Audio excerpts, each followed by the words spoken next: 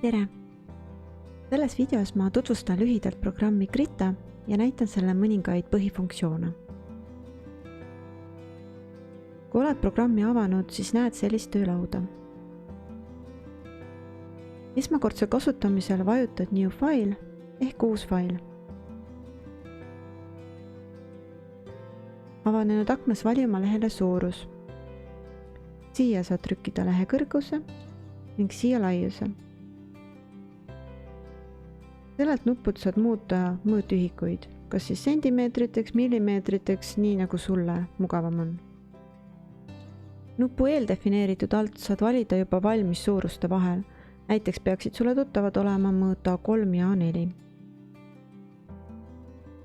Resolutsiooni soovitan jätta 300 või alla selle, sest suurema numbri puhul võib mõni arvuti muutuda väga aeglaseks. Teiseks soovitan üle vaadata content ehk sisu all olevad seaded. Siit saad panna oma tööle nime.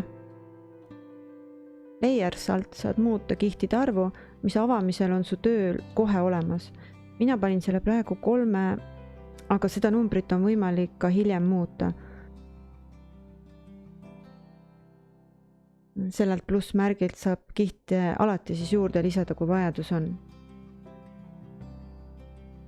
Background alt muudetakse lõuendi tausta värvust.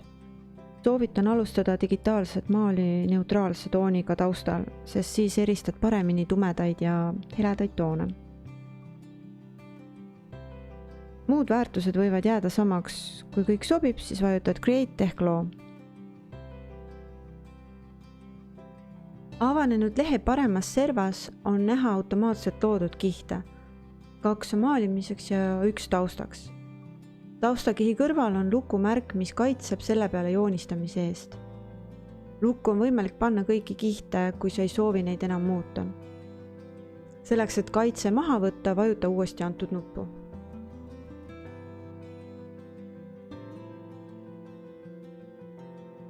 Kihtide üleval asuva opacity alt saad muuta nende läbipaistvust.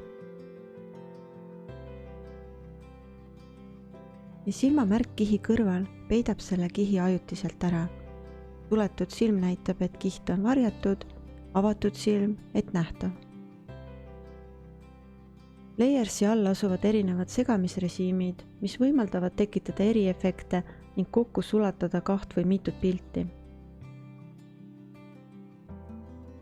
Tehes kihil parema hiire klõpsu avaneb menüü, kus saad kihtidega teha erinevaid toiminguid. Näiteks neid kopeerida, dubleerida, ühendada, kustutada ja nii edasi.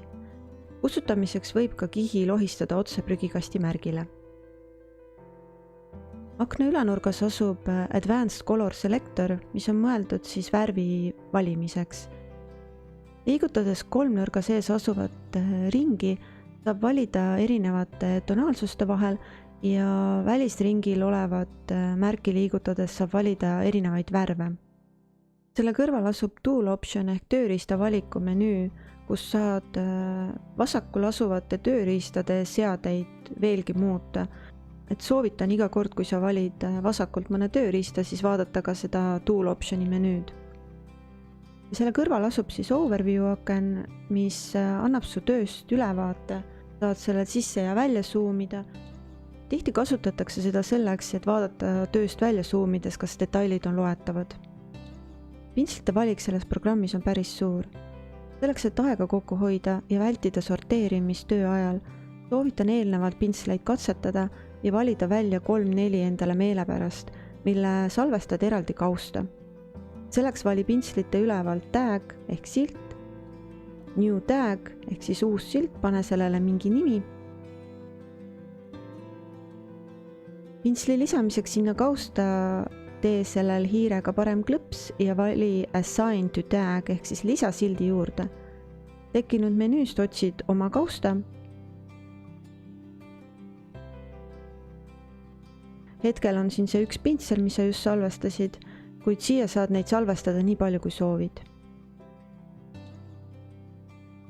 Liikudes töölaua ülaribale, siis esimene nupp on mõeldud uue dokumendi loomiseks.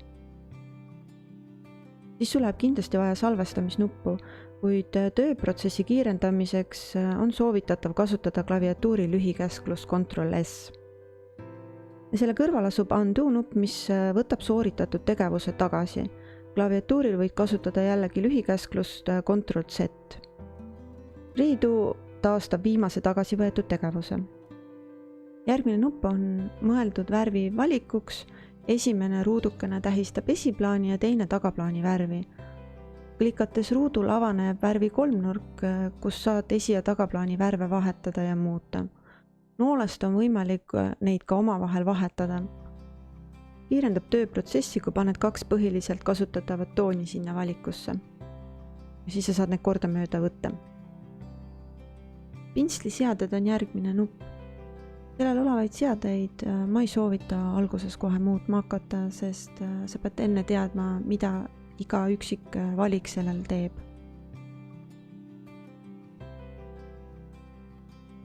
Nii, see nupp siin on kustutuskumm. Selleks, et kustutada, pead nupu peale vajutama. Ka pintslit on võimalik kustutama panna, tehes valiku töölaua paremas servas asuvas Brush Preset menüüs. Kindlasti ära unusta seda siis pärast ka välja lülitada. Järgmised nupud saad muuta pintsli läbipaistvust. Teen alguses ühe joone ilma läbipaistvust muutmata. Nii, ja seejärel vähenda läbipaistvust. Mida rohkem pintslitõmbeid teha, seda läbipaistmatumaks toon muutub. Järgmiselt nupult on võimalik muuta pintsli suurust. Selleks pead libistama antud liugurit. Samuti saab pintsli suurust muuta shifti all hoides ja pliiatsi või hiirega lohistades. Kui sa tahad joonistada nii, et korraga tuleb sümmeetriline objekt või kujund, siis vajuta neid nuppe siin. Peegeldada saab nii vertikaal- kui ka horisontaaltelge pidi. Välja lülitamiseks klõpsa uuesti selle nupul. Järgmisena ma tutvustan vasakus servas asuvaid tööriistu. Kõiki sul esialgu vaja ei lähe, nii et ma nendel pikemalt siis ei peatu. Kõige tähtsam nupp, mida sul kindlasti vaja läheb, on pintsel. Pintsliseadeid saab muuta töölaua paremas servas asuva tool optioni ehk tööriista valiku alt. Kui pintslitõmme jääb sakilise servaga, siis brush smoothing'u all on erinevad valikud, mida soovitan läbi klõpsata ja valida selline, mis konkreetse pintsli puhul kõige paremini toimib. Need nupud siin on mõeldud erinevate kujundite tegemiseks. Näiteks saad teha ristkülikut, ovaali, sirget kui ka vabakujulisi kujundeid.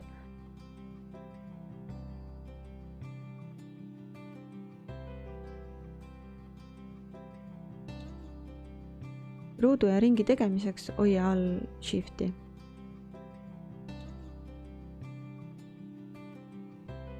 See nupp on mõeldud teksti sisestamiseks.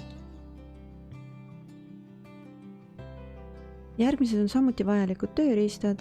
Esimene on Transform tööriist, mis võimaldab kihti või objekti keerata ja muuta selle suurust.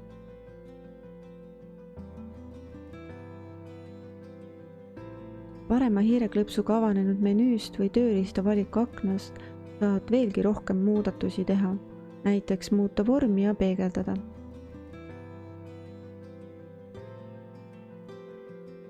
Move ehk liigutamistööriist võimaldab kujutist liigutada ühest kohast teise.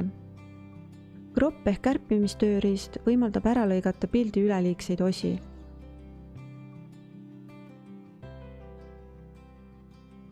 Valiku kinnitamiseks vajuta Enter klahvi. Järgmine on Gradient Tool ehk värvi ülemineku tööriist.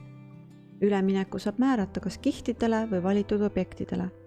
Erinevaid stiile saad valida töölaua ülemiselt ribalt avanenud menüüst, näiteks värvilt läbipaistvaks või ühelt värvilt teisele. Üleminek tekib selles suunas, mis pidi sa pliiatsit või hiirt lohistad. Selleks, et valida ülemineku toone, pead klõpsu tegema värvivaliku nupul. Värvi ülemineku tööriista kõrval asub Color Selector Tool, on pipeti kujuline ja selle abil saad kihtidelt värve võtta. Värviämber võimaldab sul kiiresti täita pinna või objekti. Värvitoon võetakse esiplaani värvuse alt. Viimased, mille peatun, on selekteerimistööriistad, mis võimaldavad valida töölt ühe osa ja seda muuta ilma muid kihte mõjutamata. hea kasutada näiteks mingi osa liigutamiseks, värvimiseks ja nii edasi. Igaüks neist aitab selekteerida erineval moel. Kui näed, et valikujoon vilgub, siis pead uuesti minema selekteerimistööriistale ja tegema klõpsu kuskil või parema hiire klõpsuga avanenud menüüst valid deselect. Samuti saab kasutada klaviatuuril kiirkäsklust Ctrl-Shift-A. Kui see vilgub, siis ei ole erinevaid toiminguid võimalik kihtide peal teha, nii et jälgi, et see oleks välja lülitatud. Siin ekraanil näed sa ülevaadet põhilistest kiirkäsklustest, mida soovitan kindlasti endale meelde jätta ja kasutama hakata, sest sellega sa hoiad tunduvalt aega kokku.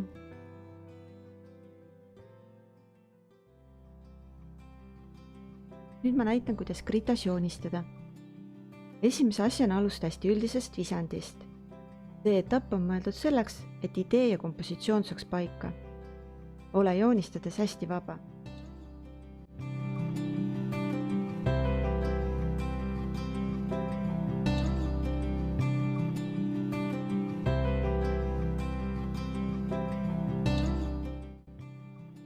Kui oled töötlemata visandi valmis saanud, siis tee uus kiht, alanda alumise kihi läbipaistvust ning alusta visandi viimistlemist ja puhastamist.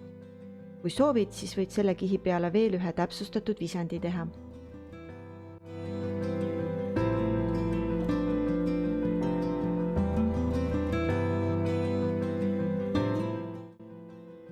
Nüüd, kui visand on paigas, loo uus kiht ja alusta objektide katmist nende põhitoonidega. See on hästi tore etapp, sest siin saad värvida põhimõtteliselt nagu värviraamatut. Samuti saad sellel kihil eksperimenteerida erinevate värvilahendustega.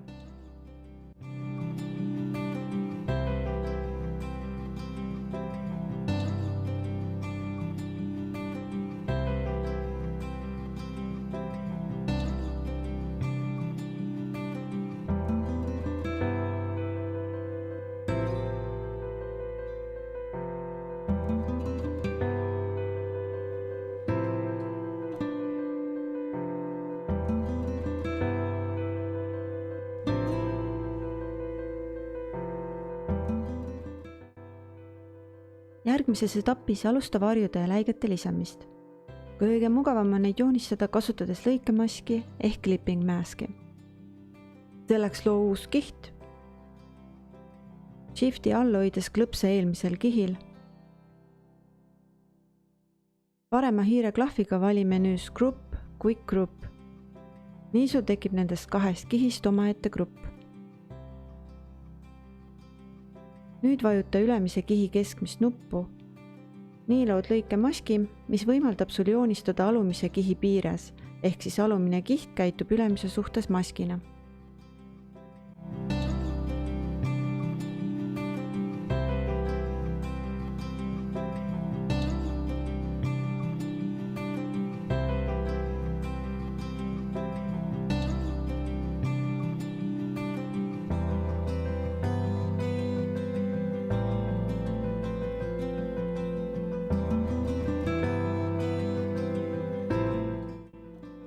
Järgmises ja ühtlasi viimases etapis toimub töö viimistlemine. Selleks on soovitatav kõik kihid kokku ühendada, kasutades klaviatuuril nuppu Ctrl-E või valides hiire parem klõpsuga avanenud menüüst Merge with Layer Below. Võimalik on ühendada ka ainult üksikud kihid või teha oma grupis koopia ja ühendada kokku hoopis selle.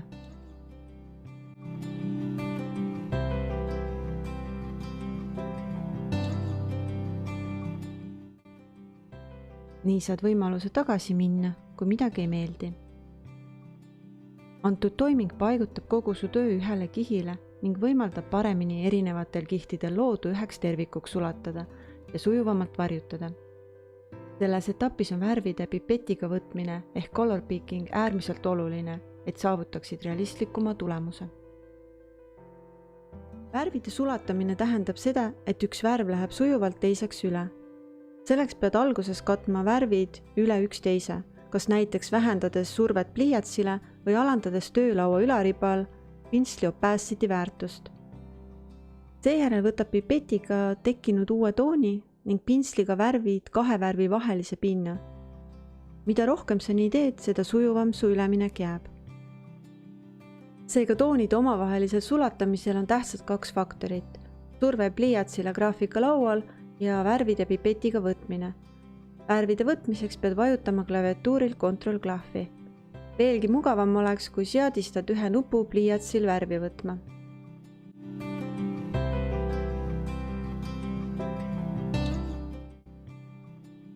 Ma annaksin nüüd mõned nõuanded, mida digitaalse maali puhul võiks arvestada. Joonistamine on väga ajamahukas, seetõttu tee pause. Mõnikord on tööl olevaid vigu kergem näha, kui jätad isegi päevi vahele ja tagasi töö juurde tulles vaatad seda uue pilguga. Lõuandi keeramine on väga oluline, sest silm harjub kergesti ühe vaatega ära ning vead võivad jääda märkamatuks. Plaani ette, mida teed. Tee väikeseid visandeid enne arvutis joonistamist. Maalides jälgi õhuperspektiivi, mis tähendab seda, et kaugemal paiknevad objektid jäävad vähem teravad kui eespool olevad. Samuti võib nõrgema kontuuriga teha detaile, mis on fookusest väljas. Kuna iga objekt on mõjutatud keskkonnast ja valgusest, kuhu ta on maalitud, siis hoidu täiesti musta ja valge tooni kasutamisest. Salvesta oma tööd pidevalt, eriti pärast suuremat muutust. Töö tegemisel väldi väga sisse suumimist ja tänu sellele liigsete detailide joonistamist. Kui tegu pole just suurelt välja prinditud teosega, siis ei jää need detailid hiljem näha ja sa oled kulutanud ilma asjata aega nende loomisel.